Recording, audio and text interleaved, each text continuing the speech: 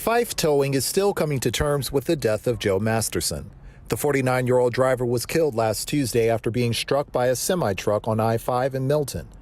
Masterson's colleagues tried to hold a memorial where Masterson was killed, but Philip Waldner couldn't help but notice a problem while setting up. People were not slowing down and moving over, even for us, with all of our lighting going for 3 or 4 tow trucks and DOT with an arrow truck saying move over. People were still not moving over. The investigation into the crash and Masterson's death is ongoing, but numbers from Washington State Patrol show a growing danger on the roads. Fatal collisions have been on the rise in Pierce County's I-5 corridor since 2017, with incidents rising by more than 47% between 2020 and 2021. State Trooper Robert Ryers says while the amount of collisions have been consistent, they're much more likely to be fatal because drivers may be driving more recklessly.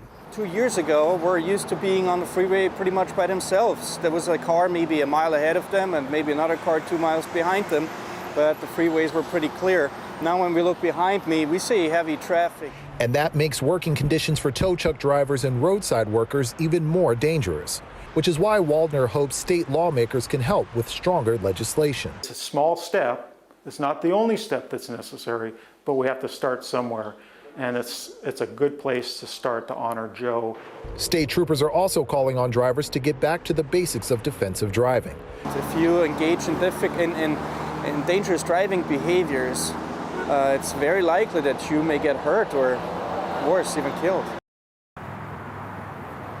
Now, House Bill 1709 is making its way through the state legislature, and this bill would allow tow truck drivers to use red and blue lights to increase their visibilities when they're out on the roads doing their jobs. But Waldner is hoping that a stronger enforcement of the current laws will also help keeping Pierce County's highways safe.